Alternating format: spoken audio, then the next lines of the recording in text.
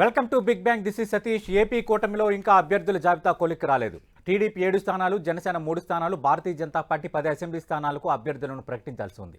TDP ప్రకటించిన అభ్యర్థుల్లో 2-3 మారే chance ఉంది. జనసేనలోనూ అదే పరిస్థితి కనిపిస్తోంది. ఎంపీ అభ్యర్థులపైన అస్పష్టత ఆ పార్టీలో కొనసాగుతోంది. పశ్చిమలో రఘురామకృష్ణరాజు టీడీపీ నుంచి బరిలో దిగుతారా? విజయనగరం టీడీపీ ఎంపీ అభ్యర్థి ఎవరు? ఫైనల్ లిస్ట్ ఎప్పుడు రాబోతోంది? అధిష్టానాల బుజ్జగింపులకు అసంతృప్తులు మెత్తబడతారా? ఓవరాల్గా అటు కూటమిలో జరుగుతున్న రాజకీయ పరిణామాలపై బిగ్ బ్యాంగ్ డిబేట్లో మాట్లాడబోతున్నాం. చర్చలో పాల్గొంటున్నారు గ్రంథాలయ సంస్థ చైర్మన్, వైఎస్ఆర్ కాంగ్రెస్ పార్టీ అధికార ప్రతినిధిగా ఉన్న పార్టీ నేత కొండా రాజీవ్ గారు విశాఖపట్నం నుంచి, అలాగే టీడీపీ సీనియర్ నేత పార్టీ అధికార ప్రతినిధిగా ఉన్న శ్రీనివాస్ చౌదరి గారు తిరుపతి నుంచి లైవ్లో పాల్గొంటున్నారు. రైట్, శ్రీనివాస్ చౌదరి గారు, తెలుగుదేశంకి సంబంధించి ఇంకా 7 స్థానాలని ఇంకా మీరు ప్రకటించాల్సి ఉంది. పొత్తులో భాగంగా మీకు దక్కిన స్థానాల్లో దాదాపు అన్ని అభ్యర్థుల ప్రకటన అయిపోయింది. అయితే ఇప్పుడు చాలా పేర్లు మళ్ళీ తెర ముందుకు వస్తున్నాయి. 2-3 స్థానాల్లో కొంత అభ్యర్థులకు సంబంధించి అక్కడ టీడీపీ కేడర్ నుంచి అసంతృప్తి ఉంది, అక్కడ మారుస్తారన్న చర్చ ఒకటి సాగుతోంది. అలాగే అటు భారతీయ జనతా పార్టీ నుంచి నరసాపురం ఎంపీ అభ్యర్థికి అవకాశం దక్కుతుంది అంటూ ఆశించిన రఘురామకృష్ణరాజుకు ఆశాభంగం ఎదురు కావడంతో పశ్చిమ గోదావరిలో ఏదో ఒక స్థానం నుంచి ఆయన్ని అకామిడేట్ చేయడానికి టీడీపీ సమాయత్తమవుతుందని అంటున్నారు. అలాగే మీరు స్పష్టం చేయాల్సిన మరో కీలకమైన అంశం విజయనగరం ఎంపీ స్థానానికి సంబంధించి.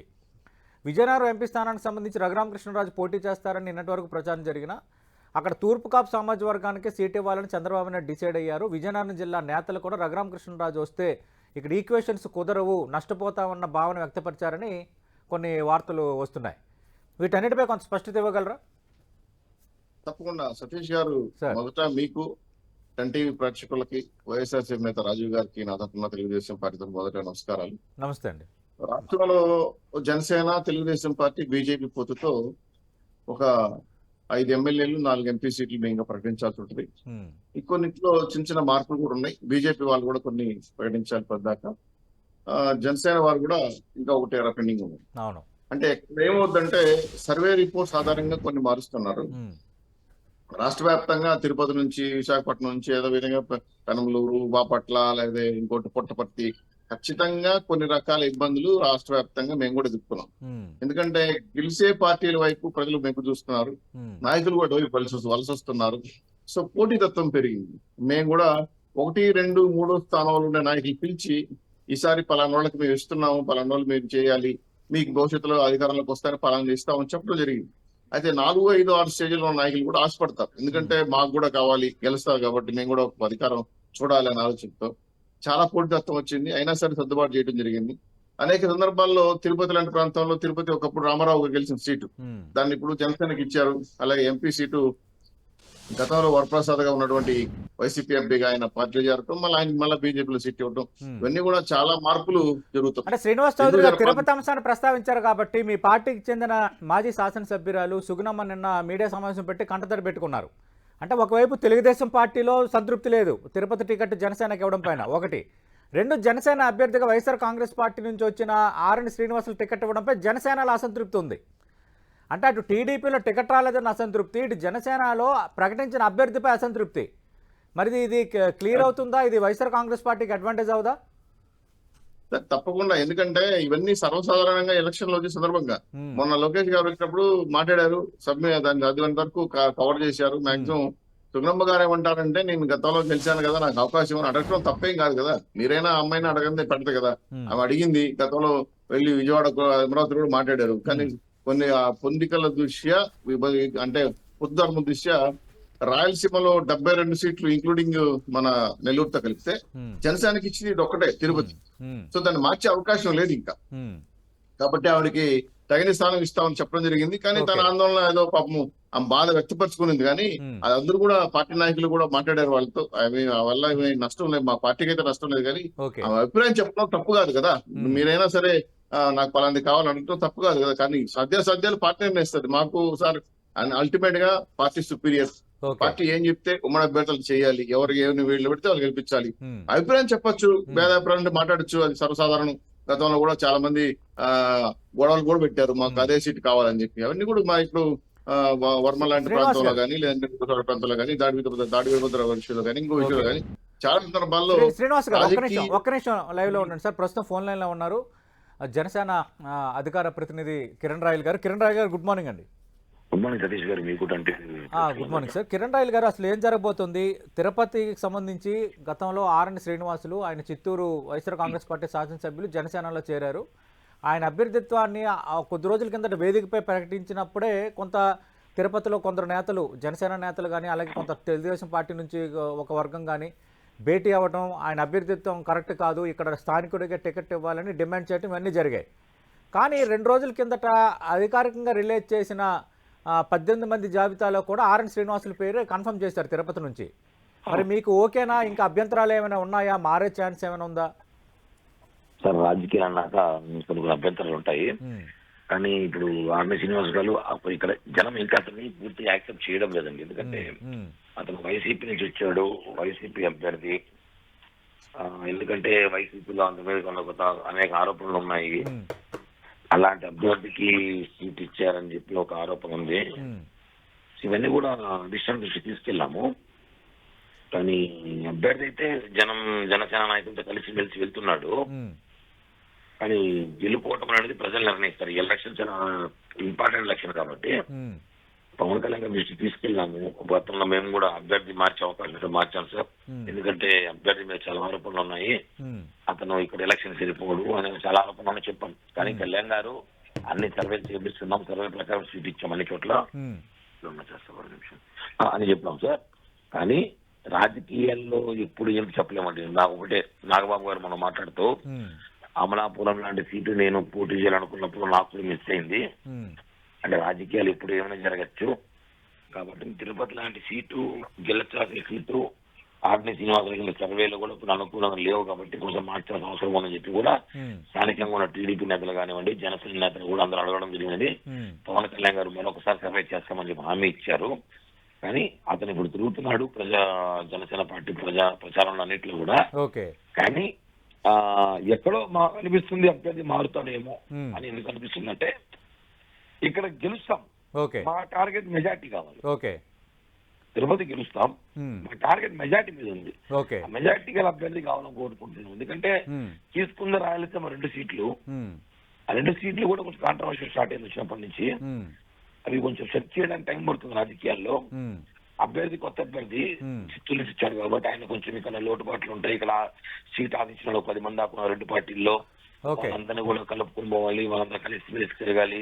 అంటే కిరణ్ రాయల్ గారు, ఆర్ఎన్ శ్రీనివాసులు అభ్యర్థిత్వం మారుతుందన్న అంచనా ఉందా? ఎందుకంటే పవన్ కళ్యాణ్ ఒకసారి ఆయన సభావేదికగా ప్రకటించారు, ఇంకా అఫీషియల్ గా అధికారికంగా లిస్టు ప్రకటించిన దాంట్లో కూడా ఆయన పేరుంది.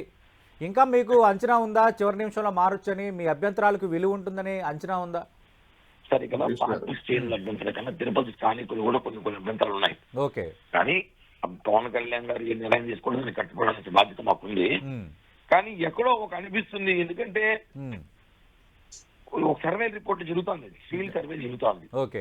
ఫీల్డ్ సర్వేలో బీఫామ్ ఇచ్చే వరకు కూడా అభ్యర్థులు మారి, బీఫామ్ ఇచ్చిన మారిన రోజు చరిత్ర తిరుపతిలో ఉన్నాయి. బీఫామ్లు ఇచ్చి క్యాండిడేట్లు మార్చే చరిత్ర తిరుపతిలో ఉన్నప్పుడు ఇలాంటివి మారుతాయన్న ఆలోచన ఉంది. కానీ ఫైనల్లీ ఎవరిచ్చినా జనసేన పార్టీకే సీట్ అయితే జనసేన పార్టీ అభ్యర్థిని గెలిపించుకుంటాం, అది మాత్రం పక్కా. ఎవరికి సీట్ ఇచ్చినా జనసేన గెలిపించుకుంటాం. అంటే ఎవరికి సీట్ ఇచ్చినా జనసేనని గెలిపించుకుంటాం అంటున్నారు. బట్ ఆర్ఎన్ శ్రీనివాసులకు టికెట్ ఇస్తే కొంత తిరుపతి ప్రజల్లో కూడా కొంత గుడ్ రిపోర్ట్ లేదు, సర్వేలు కూడా అనుకూలంగా లేవు. అలాగే ఆ అభ్యర్థిత్వం పైన మీరు కొంత టీడీపీ నేతలు అభ్యంతరం కూడా వ్యక్తం చేశారు.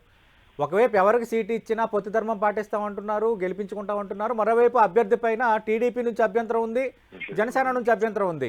ఇది 2 మ్యాచ్ కావట్లా సార్. అంటే ఒకటి సార్, పార్టీ ఆదేశించేది పనిచేసిన బాధ్యత ఒక పార్టీ ఇన్ఛార్జి నాకుందండి, ఉంది. కానీ స్థానికంగా ఉన్న ప్రజల అభిప్రాయం కూడా తీసుకోవాల్సిన బాధ్యత మాకుంది. ఈ అన్ని అభిప్రాయాన్ని పవన్ కళ్యాణ్ గారి దృష్టిలో పెట్టాం మేము. కళ్యాణ్ గారు చూస్తున్నారు, చంద్రబాబు గారు కూడా చూస్తున్నారు, జరుగుతా ఉంది. చివరిగా ఫీల్డ్ సర్వే అయిన తర్వాత ఇతనికి గెలుస్తాడని సర్వే వచ్చినప్పుడు ఖచ్చితంగా పనిచేయాల్సి వస్తుంది. కానీ అభ్యంతరాలు రాజకీయాలు ఉంటాయి. మేము ఆశించినప్పుడు సీట్ ఆది, నేను కూడా సీట్ ఆదించాను. అవునవును. ఇప్పుడు నాకు రానప్పుడు వేరే ఆలోచన ఉంటుంది, ఆదేశాలు కొంచెం వేరే ఆప్షన్ చూడనప్పుడు. తిరుపతి లాంటి సీట్ ఉన్నప్పుడు గొప్ప పుణ్యక్షేత్రం, ప్రోటోకాల్ ప్లేస్ కాబట్టి అంత ఈజీ ఎలక్షన్ ఇక్కడ కాదు. అంటే ఇప్పుడు తిరుపతి నుంచి మీరు కానీ, తర్వాత విజయవాడ పశ్చిమ నుంచి పోతిన మహేష్ కానీ, అలాగే ఉత్తరాంధ్రకు చాలా కీలక బాధ్యతలు నిర్వర్తించిన మీ పార్టీ నేత ప్రధాన కార్యదర్శి శివశంకర్ పెందుర్తి కానీ ఇలాంటి 2-3 అంశాలపైన రాష్ట్ర వ్యాప్తంగా జనసేనలో చర్చ జరుగుతోంది.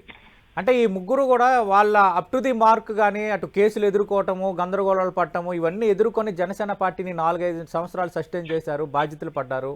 కానీ ఇలాంటి వాళ్ళకి టికెట్లు చివరి నిమిషంలో చేజారిపోతున్నాయని అంటే కొంచెం బాధ అయితే విషయాలు ఉంటాయి ఖచ్చితంగా. ఎందుకంటే లాస్ట్ మంత్ దాకా మా మేమే రేపు మాకు సీట్ వస్తుంది అనుకున్నప్పుడు, కానీ ఈ రాష్ట్రం బాగుండాలి, ఈ రాష్ట్రంలో జగన్మోహన్ రెడ్డి కాలం మళ్ళీ రాకూడదు, ఓకే తీసుకుని 21 సీట్లు టార్గెట్ 9 గెలవాలని ఆలోచన ఉన్నప్పుడు కొన్ని ఉంటాయి రాజకీయాల్లో, ఇది కామన్.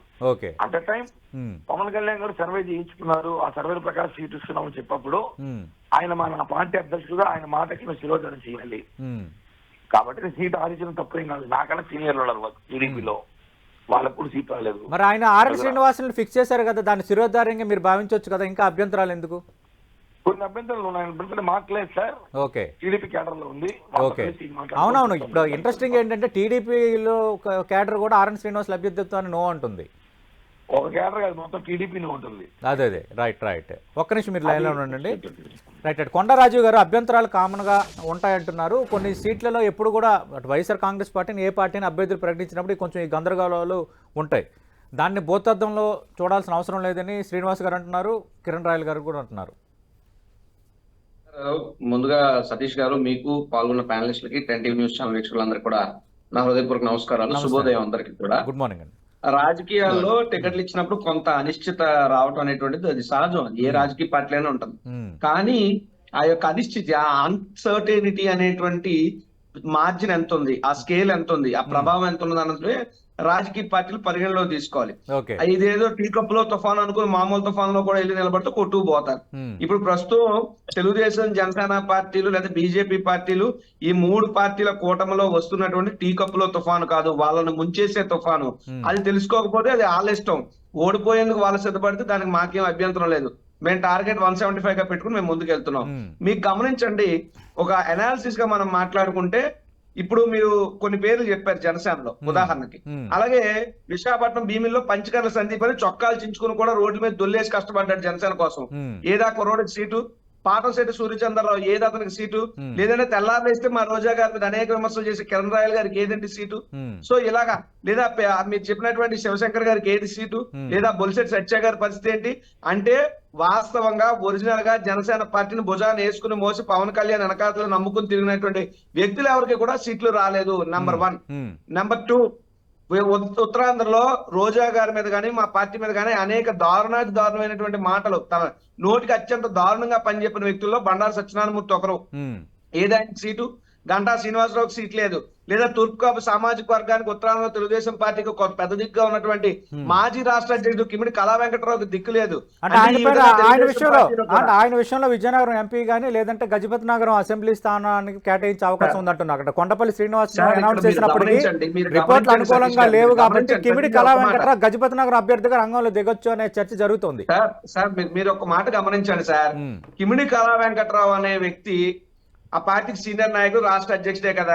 బుచ్చయ్య చౌదరి గారు లాంటి ఆయనకి సీట్లు ప్రకటించేసి ఆయన కోసం ఎన్ని తిప్పలైనా ఉప్పులైనా పడిపోయి ఆ సీటును కాపాడుకోగలిగినటువంటి చంద్రబాబు నాయుడు గారు ఓ తూర్పు కాపు సామాజిక వర్గానికి చెందినటువంటి నాయకుని ఎందుకండి ఎంతకాలం వెయిట్ చేపిస్తారు? ఇదంతా ఈ ప్రాంతంలో వస్తున్నటువంటి చర్చ. ఇందులో వాళ్ళ పార్టీలో వాళ్ళు ఎవరికి సీట్లు ఇచ్చుకుంటే మాకు సంబంధం లేదు, వాళ్ళ చెప్పుల్లో కాలు పెట్టే అవసరం నాకు అంతకన్నా లేదు. మీకు ఎగ్జాంపుల్ చెప్తున్నాను.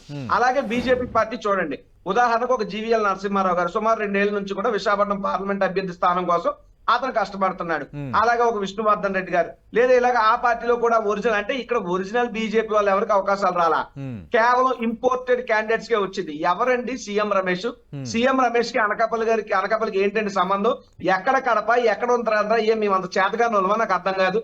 మళ్ళీ అది చాలదేనట్టు ఆ రఘురామకృష్ణరాజు గారు ట్రిపుల్ ఆర్ అని అన్నారు. ఆయన రఘు రామకృష్ణరాజు అనుకుని ట్రిపుల్ ఆర్ కొత్త అర్థం చెప్పాడు చంద్రబాబు నాయుడు గారు. ఏంటంటే రఘురామకృష్ణరాజు ట్రిపుల్ ఆర్ అంటే టికెట్ రాదు, రాబోదు, రానివ్వరు. ఇది చంద్రబాబు నాయుడు గారి వ్యూహం. ఆ రఘురామకృష్ణరాజు నరసాపురంలో చెల్లని రూపాయలు తీసుకొచ్చి మా విజయనగరం ఎంపీగా కూడా పెడతాం అనేటువంటి ఆలోచన చేస్తున్నారంటే, మా ప్రాంతం, మా ఉత్తరాంధ్రలో మాకు రాజకీయం చేత కదా, మాకు బతకడం చేత కదా, తిండి తినడం చేత కదా, ఏంటి మా ఉత్తరాంధ్ర మీద పరాయి ప్రాంతం వాళ్ళు పెత్తనం నేను అడుగుతున్నా. సో వాళ్ళు ఇచ్చి ఇది నా వర్షన్ కాదు, ఇది పబ్లిక్ వెర్షన్. Okay. ఇప్పుడు మీరు అన్నారు అంటే రాజీవ్ గారు అనుకుంటున్నారండి. రాజీవ్ గారు 2014 లోక్సభ ఎన్నికల్లో అప్పటి మీ పార్టీ గౌరవ అధ్యక్షులు వైఎస్ విజయం కూడా విశాఖపట్నం నుంచి పోటీ చేశారు కదా. I'm not denying. నేను ఇక్కడ మీరు గమనించండి, అలా చరిత్రను చెప్పుకోవటం మొదలు పెడితే విశాఖపట్నం రాజకీయ చరిత్రలో సుమారు 40 సంవత్సరాల పైమాట అయ్యింది. స్థానికుడికి ఒక బీసీకి ఎంపీ సీట్ ఏ పార్టీ అయినా కేటాయించి సుమారు 40 ఏళ్ళు అయింది. What a fate of Visakhapatnam, మా దౌర్భాగ్యం. బట్ ఈ రోజు మా తలరాతలు మారాయి. బొత్స ఝాన్సీ గారు ఒక బీసీ, ఒక మహిళ 2 పర్యాయాలు ఎంపీ చేసి జిల్లా పరిషత్ చైర్మన్ గా విజయనగరం చేసి ఉత్తరాంధ్ర ప్రాంత వాసికి విశాఖపట్నం ఆడపడుచు వైజాగ్ గాజువాక లో పుట్టింది ఆవిడకి ఈ రోజు జగన్మోహన్ రెడ్డి గారు ఎంపీ సీట్ ఇచ్చారండి. చెప్తున్నాం కదా, మార్పు తీసుకొచ్చాడు మా నాయకుడు. మీకు దమ్ముంటే చేయండి అలాగా. ఏ విశాఖపట్నంలో ఒక బీసీ నాయకుడు లేడా? జనసేన, టీడీపీ, బీజేపీ ఉమ్మడి కూటమికి పెట్టడానికి ఎంపీ అభ్యర్థిగా ఒక అమ్మవారు, ఒక పెద్ద సామాజిక వర్గం వారు, ఇతర ప్రాంతాల నుండి వలస వచ్చినటువంటి భర్త లాంటి వ్యక్తి మీరు సీట్ ఇచ్చుకుంటారా? అది మీకు మాకున్నటువంటి తేడా. నేను కాదంటలా, చరిత్ర ఉంది. ప్రతి రాజకీయ పార్టీ కూడా విశాఖపట్నం నేను ఎగ్జాంపుల్ గా చెప్పా. 40 years సార్ విశాఖపట్నం చరిత్ర. పురంధరేశ్వరి గారు ఎవరు ఏ సామాజిక వర్గం, నేదురుమల్లి జనార్దన్ రెడ్డి గారు ఎవరు ఏ సామాజిక వర్గం, సుబ్బరామరెడ్డి గారు ఎవరు ఏ సామాజిక వర్గం, జేడి లక్ష్మీనారాయణ ఎవరు ఏ సామాజిక వర్గం, ఇలా చెప్పుకుంటూ పోతే ఏంటంటే విశాఖపట్నం మీద ఈ పరాయి ప్రాంతం వాళ్ళ పెత్తనాలు నాకు అర్థం కాదు. మేమే అంత చేతావాత కాక ఉన్నామా? సరే, ఈ రోజు మా నాయకుడు మా స్థానికులకు ఇచ్చారు అవకాశం. బంపర్ మెజార్టీతో బొత్స ఝాన్సీ గారు మేము ఎంపీగా గెలిపించుకుని చూపిస్తాం. శ్రీనివాస్ చౌదరి గారు, రాజకీయ పార్టీ అయినా ఉండొచ్చు సార్, ఏ రాజకీయ పార్టీ అయినా ఉండొచ్చు. అంటే రాజకీయ పార్టీలు అనిశ్చితి కామన్ అని అంటున్నారు రాజీవ్ గారు. కానీ అంటే తెలుగుదేశం పార్టీకి సంబంధించి ఈ విజయనగరం విషయంలో ఎందుకు అంత గందరగోళం పడుతున్నారు? అశోక్ గజపతిరాజును పోటీ చేయమని అడిగారు, ఆయన అయిష్టత ప్రదర్శించారు. ఇప్పటికీ అభ్యర్థిని ఖరారు చేసుకోలేకపోతున్నారు. బంగారాజు పేరు, గేదెల శ్రీనిబాబు పేరు వినిపిస్తుంది, కళా వెంకట్రావు పేరు వినిపిస్తోంది. లేదు సడన్గా రఘురామకృష్ణరాజు కూడా అక్కడ నుంచి అభ్యర్థిత్వం ఆశించారు. అక్కడ నేతలు రఘురామకృష్ణరాజు వస్తే పార్టీకి నష్టం కలుగుతుంది, ఇక్కడ ఈక్వేషన్ కుదరదని చెప్పారని, రఘురామకృష్ణరాజుకు పశ్చిమ గోదావరిలో ఏదో ఒక నియోజకవర్గం కేటాయిస్తారని కొన్ని వార్తలు ఉన్నాయి. ప్రధానంగా చర్చ ఏంటంటే కిమిడి కళా వెంకట్రావు, బండారు సత్యనారాయణమూర్తి వీళ్ళందరూ కూడా ఉత్తరాంధ్రలో టీడీపీ అంటే గుర్తుకొచ్చే 4-3 స్థానాల్లో ఉన్న నేతలు. అలాంటి నేతలకు సంబంధించి ఒకటి బండారు సత్యనారాయణమూర్తికి ఇంకా పొత్తుల్లో భాగంగా కొన్నిసార్లు అలా జరుగుతుంది. పొత్తులో భాగంగా ఆయన టికెట్ సైడ్ అయిపోయింది. ఇప్పుడు కళా వెంకట్రావు పరిస్థితి ఏంటనేది, ఇప్పుడు ఎచ్చర్ల ఆయన నియోజకవర్గం, దానికి సంబంధించి క్లారిటీ లేదు. 2 విజయనగరం ఎంపీ ఇస్తారా ఇవ్వరా తెలీదు. 3 గజపతి నగరం అసెంబ్లీ స్థానాన్ని ఇస్తారని మళ్ళీ ఈ రోజు కొన్ని వార్తలు కొన్ని పత్రికల్లో వచ్చాయి. దానిపై క్లారిటీ ఇస్తారా? సతీష్ గారు, మీరు చర్చ పెట్టేటప్పుడు మా పార్టీ అభ్యర్థులు కొంతమంది టికెట్లు ఇవ్వలేదని చెప్పారు. ఇది బాబు గారు స్వయంగా చెప్పారు. గతంలో మేము పొత్తుల దృష్ట్యా కొంతమంది సీనియర్ నాయకులు, త్యాగాలు చేసుకున్న నాయకులు, కేసులు పెట్టుకున్న నాయకులు కూడా మేము సీట్లు ఇవ్వలేకపోతున్నాము, వారికి అధికారం వచ్చిన తర్వాత తగిన విధంగా మేము గౌరవిస్తామని చెప్పడం జరిగింది. అయితే ఇంకో విషయం కూడా మనం చూడాలి కదా, గతంలో గడప గడప తెలుగుదేశం తిరగని వ్యక్తి, గడప గడపకు తిరుగుతానని వైఎస్ఆర్సీపీ నాయకులు రోజా గారు తిరగలేదు, బొగ్గన రాజేంద్ర తిరగట్లేదు, బాలినేని శ్రీనివాసరెడ్డి తిరగలేదు, అదేవిధంగా నాగేశ్వరరావు గారు కానీ, మా దూలం నాగేశ్వరరావు గారు కానీ, జీఎన్ నాయుడు గారు కానీ వీళ్ళని చాలా మంది తిరగల. కానీ 3-4 సార్లు వార్నింగ్ ఇచ్చిన మళ్ళీ వాళ్ళు సీట్లు ఇచ్చారు సిట్టింగ్ ఎమ్మెల్యేస్ గారు. అది వాళ్ళ పార్టీ వ్యవహారం చేసుకోవచ్చు. అదేవిధంగా మా పార్టీలో కూడా ఏంటంటే మేము సీనియర్స్ కి ఎక్కడ కూడా అవకాశం ఇవ్వకూడదనే ఉద్దేశంతో కాదు. ఈ రోజు పొత్తు ధర్మం 3 పార్టీలు కలిసాయి. ఈరోజు తిరుపతిలో కూడా మా అభ్యర్థి పాత అంటే మాజీ ఎమ్మెల్యే గారు ఆ అసంతృప్తి వ్యక్తం చేశారు. తిరుపతి ఆ ఒక్కటే అభిప్రాయం చెప్పినంత మాత్రం తిరుపతి క్యాడర్ ఎవరు ఆయనకాని వెళ్ళిపోరండి. పార్టీ మాకు సుపీరియర్ క్లియర్ గా చెప్తున్నాం. పార్టీ నాయకులు ఏం చెప్తే అది అమలు చేస్తాం. ఉమ్మడి అభ్యర్థి ఎవరు నిలబెడితే వాళ్ళు గెలిపించుకుంటాం. అంతేగాని అసంతృప్తులు ఉన్నాయి, మా అభిప్రాయం చెప్పాము, మేము చెప్తాం అంటే ప్రెస్ మీట్ చెప్పినంత మాత్రం నా పార్టీ అనేది మారిపోదు. గతంలో కూడా చాలా సందర్భాల్లో మీరు కిమిడి కళా వెంకటరావు గారిని మీరు గుర్తించలేదంటున్నారు. ఆయన చాలా పెద్ద స్థాయిలో అధికారం ఇవ్వబోతున్నాం, ఆయన మంచి గౌరవప్రదమైన పాత్ర కూడా ఇవ్వబోతున్నాం. ఆ విషయం పెద్దలతో కూర్చొని మాట్లాడారు. మాకు ప్రాబ్లమ్స్ లేవు. మా పార్టీ నాయకుల్ని ఎవరిని ఎక్కడ పెట్టాలి, ఏ విధంగా సర్దుబాటు చేయాలని మేము అవగాహనలో ఉన్నాం, ముందుకెళ్తాం. అలాగే పిఠాపురం విషయంలో వర్మ గారు చెప్పే ప్రాబ్లం వచ్చినప్పుడు కూడా మేము చాలా పెద్ద ఎత్తున డిస్కస్ చేసి సాల్వ్ చేసుకోవడం వచ్చాం. ఇదే విశాఖపట్నం కావచ్చు. ఇంకోటి ఏంటంటే మా రాజీవ్ గారు చెప్తూ మాట అంటున్నాడు, విశాఖపట్నం పారాయణలో వస్తున్నారు కదా. రఘురామకృష్ణరాజు పశ్చిమ గోదావరి జిల్లాలో ఏదో ఒక అసెంబ్లీ సీటు కేటాయించచ్చు అంటున్నారు. అది కన్ఫర్మ్ కావచ్చా? ఎవరికి?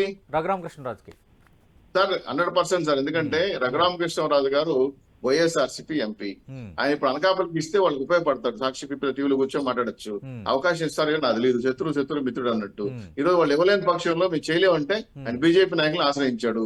బీజేపీ వాళ్ళు లిస్ట్ ఇస్తారని చూశారు, ఆ లిస్ట్ లో ఆ పేరు కనపడలేదు. చివరికి ఆయన మళ్ళా ప్రెస్ మీట్ పెట్టి నాకు అన్యాయం జరిగింది, సోమవీర్రాజు లాంటి వాళ్ళు మ్యానిపులేట్ చేసి మమ్మల్ని తీసేసారు.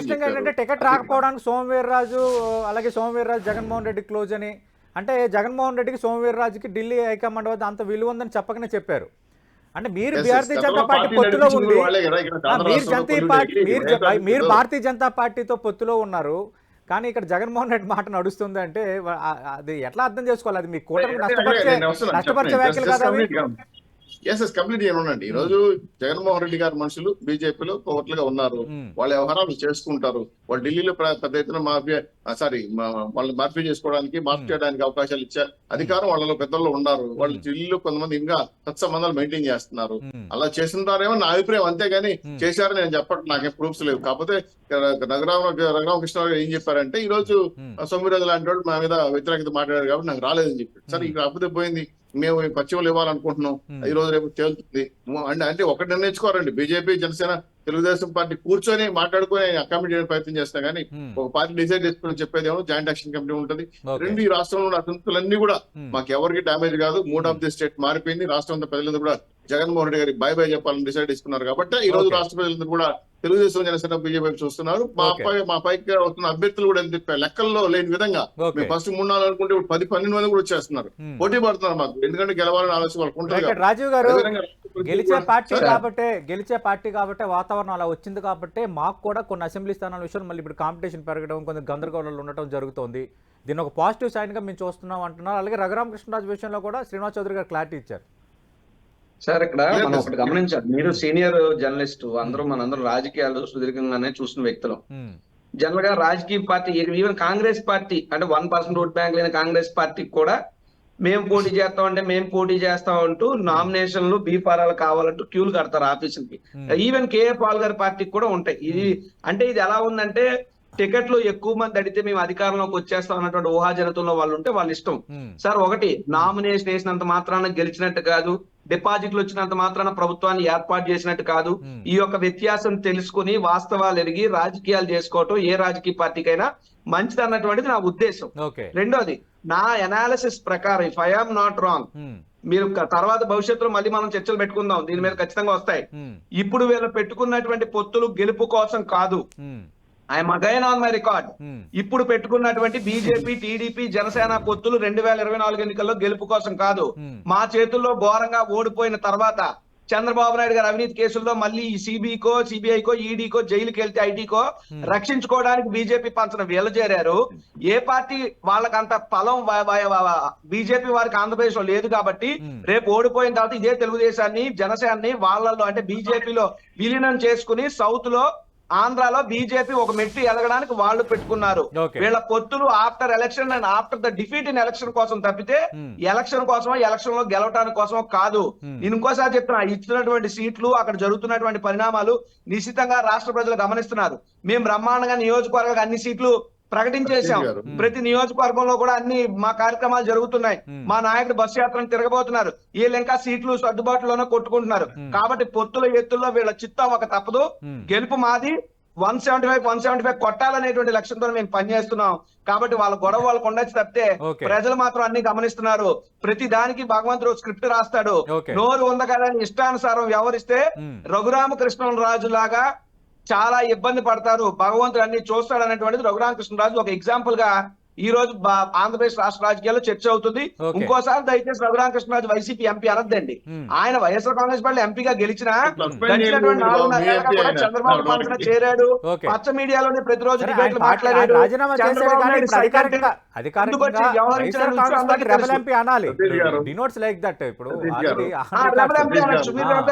దానికి అభ్యంతరం లేదు. వైఎస్ఆర్సీపీ రెబల్ ఎంపీ అనండి, అంతే తప్ప సీట్ ఎందుకు వైఎస్ఆర్ కాంగ్రెస్ పార్టీ అడగాలంటే అది తప్పు అవుతుంది. ఇప్పుడు మా పార్టీ సిద్ధ మీటింగ్ వచ్చాడా, మీ పార్టీ జనగలం మీటింగ్ వచ్చాడా రఘురామకృష్ణరాజు? ఏ పార్టీ రఘురామకృష్ణరాజు మీకు తెలీదా? సో శ్రీనివాస్ గారు లాంటి వ్యక్తి కూడా ఇంకా వైసీపీ ఎంపీ అని మా మీద బురద జల్లే ప్రయత్నం తప్పది. Is nowhere connected with YSR Congress party. ఏమన్నా తీసేసి ఏమన్నా చెప్పండి. శ్రీనివాస్ గారు ఒక్క ఆన్ నిమిషం. రికార్డ్ పార్లమెంట్ లో వైఎస్ఆర్సీపీ ఎంపీ రఘురామకృష్ణరాజు టెక్నికల్ గా ఆలోచించండి. right. ఈ రోజు Okay, టెక్నికల్ గా మనం- on record YSRC MP Right. Suspend చేయలేదు కాబట్టి Correct. అడిగాను. నేను master I agree. Me I సౌకర్యం agree. కాదనట్లేదు. I agree. అయితే ఒక విషయం కానీ సతీష్ రాజకీయంగా గారు, రెబల్ ఎంపీ అంటామంటే ఆ పార్టీకి సంబంధించి ఆ పార్టీ టికెట్ మీద గెలిచి ఆ వాళ్ళ పార్టీతో పార్టీ ఎంపీ రెబల్ ఎంపీయో వాళ్ళ ఎంపీ పొరపాటున వాళ్ళ ఇష్టం, రావటం, మనకు ఆయన అనవసరం. మాట్లాడటం, ఎవరైనా ఇవన్నీ. పేర్లు మనకొద్దు. Okay, అయితే okay. ఒకటి మాత్రం నేను తెలుసుకున్నా, Okay. ఈ రాష్ట్రంలో 3 అభ్యర్థి సెట్ మారిపోయింది. Okay. 3 పార్టీలు కరెక్ట్ అంటే విజయం మా వైపు ఉంది. వైనాట్ 175 మా రాజు గారు చెప్తున్నా కానీ ఈసారి చెప్పినాక ఎవరు చెప్పట్లా. Okay. విశ్వసనీయత అదేంటని కిరణ్ రాయల్ గారు. చెప్పి సమాధానం లేవు. Right, ఈరోజు కిరణ్ రాష్ట్ర రాయల్ గారు. వ్యాప్తంగా ఇంకా సంబంధం ప్రశాంతంగా లేదు. Okay. దేవుడి దయతో Right. ప్రజల దీవెనతో ముఖ్యమంత్రి జగన్మోహన్ రెడ్డి గారు దీవెనలు ప్రజలకు లేవని కదా మా బాధలు. కిరణ్ వచ్చింటే రాయల్ గారు ఈరోజు ఎక్కువగా వైఎస్ఆర్సీపీ కదా. ఎక్కువగా తిరుపతి పైన చర్చ జరుగుతోంది. అలాగే మీ పార్టీకి సంబంధించి మచిలీపట్నం నుంచి బాలశౌరి అన్నారు, ఇప్పుడు ఆయన అవనగడ్డకు పంపిస్తారంటున్నారు. కాకినాడకు సంబంధించి కూడా అవసరమైతే స్వాప్ చేసుకుంటామని పవన్ కళ్యాణ్ మొన్న ఒక ప్రకటన కూడా చేశారు. ఎందుకు ఇంకా ఈ అస్పష్టత కంటిన్యూ అవుతోంది? ఇంకా కొన్ని నియోజకవర్గాలు ఇంకా మీరు ఒక 3-4 నియోజకవర్గాలు ప్రకటించాలి. సతీష్ గారు, తిరుపతి శ్రీనివాస్ గారు ఒక్క నిమిషం సార్. శ్రీనివాస్ గారు, కిరణ్ రాయల్ గారు మాట్లాడుతున్నారు, ఒక్క నిమిషం సార్. ఒక నిమిషం సార్ చెప్పండి, మాకు ముగించాను. తిరుపతి విషయం ఎవరైనా అభిప్రాయాలు చెప్తే పార్టీ వ్యతిరేకంగా శిక్ష అర్హులు 100% చెప్తున్నా. Okay. సస్పెండ్ చేశారు బారేస్తారు, రిమూవ్ చేశారు బారేస్తారు. Okay. పార్టీ మాకు సుపీరియర్. వాళ్ళ ఇష్టం వచ్చిన మాట్లాడుతున్న సమస్య లేదు. అంటే శ్రీనివాస్ చౌదరి గారు, మీ తెలుగుదేశం పార్టీలో కూడా కొందరు ఆర్ఎన్ శ్రీనివాసులు సభ్యత్వాన్ని ఆర్ఎన్ శ్రీనివాసులు ఆర్ఎన్ శ్రీనివాసులు తెలుగుదేశం పార్టీలో కూడా ఒక వర్గం వ్యతిరేకిస్తుంది, జనసేనలో కొందరు వ్యతిరేకిస్తున్నారు. పార్టీ కట్టుబడి ఉంటుంది. రాష్ట్ర వ్యాప్తంగా ఎవరు కూడా అందరూ కూడా పడాల్సిన అవసరం లేదు. పార్టీ నేను సుపీరియర్. వ్యతిరేకంగా పనిచేస్తే చర్యలు తీసుకుంటాను, వార్నింగ్ ఇస్తున్నాం. వాళ్ళ ఇష్టం వచ్చినట్టు మాట్లాడితే ప్రెస్లో కూర్చొని మాట్లాడితే పార్టీ నాయకులు టీడీపీ పార్టీ నాయకులు నమ్మరు కదా, జనాలు నమ్మాలి కదా. పార్టీ నిర్ణయం సుపీరియర్ సిద్ధంగా లేవు. కిరణ్ రాయల్ గారు మాట్లాడండి, ఆ టైంలో మీరు మాట్లాడుతున్నారు. ఒక్క నిమిషం దయచేసి కిరణ్ రాయల్ గారు రెస్పాండ్ అవ్వండి. పార్టీ నిర్ణయం జరిగింది, దానికి వ్యతిరేకంగా ఎవరు మాట్లాడినా చర్యలు ఉంటాయి, ప్రెస్ మీట్లు పెట్టి మాట్లాడినంత మాత్రాన అది కరెక్ట్ కాదంటున్నారు శ్రీనివాస్ చౌదరి గారు. ఎమ్మెల్యే అయితే కుమ్ములు ఉంటాయి వాళ్ళకి, ఏమన్నా చెప్పండి మీరు. ఒక్క నిమిషం సార్, ఒక్క నిమిషం శ్రీనివాస్ చౌదరి గారు, కిరణ్ రాయల్ గారు మాట్లాడండి సార్ ఇందాక నుంచి. దయచేసి ఒక్క నిమిషం కిరణ్ రాయల్ గారు మీరు రెస్పాండ్ అవ్వండి. సార్ ఒకటండి, పార్టీ అధిష్టానం ఏ నిర్ణయం తీసుకుంటే దాన్ని కట్టుకోవాలని బాధ్యత అందరికీ ఉంది. కానీ వ్యక్తిగతంగా వాళ్ళకున్న అది వాళ్ళ వ్యక్తిగతం. ఇప్పుడు వ్యక్తిగతంగా ఎవరికి ఇబ్బందులు వాళ్ళకున్న పోటీ కానివ్వండి, లేకపోతే వాళ్ళు గెలుస్తారు గెలవరు, అది వాళ్ళ ఇష్టం. కానీ పార్టీ నిర్ణయించుకున్న పార్టీ కట్టుకోవాల్సిన బాధ్యత ఉంది. కానీ ఈ సమయంలో పార్టీ కార్యకర్తల మీద ఏదో శిక్షణ తీసుకుంటానో, లేకపోతే వాళ్ళని సస్పెండ్ చేస్తానో, లేకపోతే వాళ్ళని చేస్తానో జరగవు. ఎందుకంటే ఎలక్షన్ టైం ప్రతి కార్యకర్త ఇంపార్టెంట్. పార్టీకి పిలిచి మాట్లాడతారు, సర్దుమరుగుతాయి, అన్ని సెట్ అవుతాయి. 2-3 రోజులు అన్ని సెట్ అవుతాయి. అది మాత్రం నమ్మకం ఉంది. అట్ టైం నేను తీసుకునే ఒక సీట్లు మాకు ఆల్రెడీ పోటీదారులు చాలా ఎక్కువ మంది ఉన్నారు. కాబట్టి కొన్ని సీట్లు సర్దుబాటు చేసుకొని చేయాల్సి వస్తుంది. ఎందుకంటే ఆల్రెడీ మేము బీజేపీ 10 సీట్లు ఇచ్చాం కాబట్టి మాకు ఇబ్బంది అయింది సార్ సీట్లు. ఇవన్నీ కూడా బీజేపీ గెలిపించే బాధ్యత జనసేన మీదే ఉంది. మేము తీసుకుని 31 సీట్లు గెలవాలన్నప్పుడు కాబట్టి మాకు కొన్ని సర్దుబాటు జరుగుతూ ఉంటాయి, కొన్ని మిస్టేక్లు జరుగుతూ ఉంటాయి. కొందరు అడ్జస్ట్ చేసుకోవాలి, అర్థం చేసుకుని పోవాలి. అంతేగాని మేము పార్టీని ఎవరు వ్యతిరేకించో మేము మాట్లాడడం లేదు. ఒకటి వ్యక్తిగతంగా కొంచెం బాధ ఉన్నప్పుడు కూడా దాన్ని ఇంటర్నల్ గా మనసులో పెట్టుకొని రేపు భవిష్యత్తు ఆ పార్టీ అధికారంలోకి వస్తే అందరికీ మంచి జరుగుతుంది ఆలోచనతో అందరూ ముందుకెళ్తున్నాం. రాష్ట్రం బాగుండాలని ఆలోచనతో కార్యకర్త ముందుకెళ్తున్నారు. Right right thank you Kiran Royal గారు, థ్యాంక్ యూ రాజీవ్ గారు, థ్యాంక్ యూ.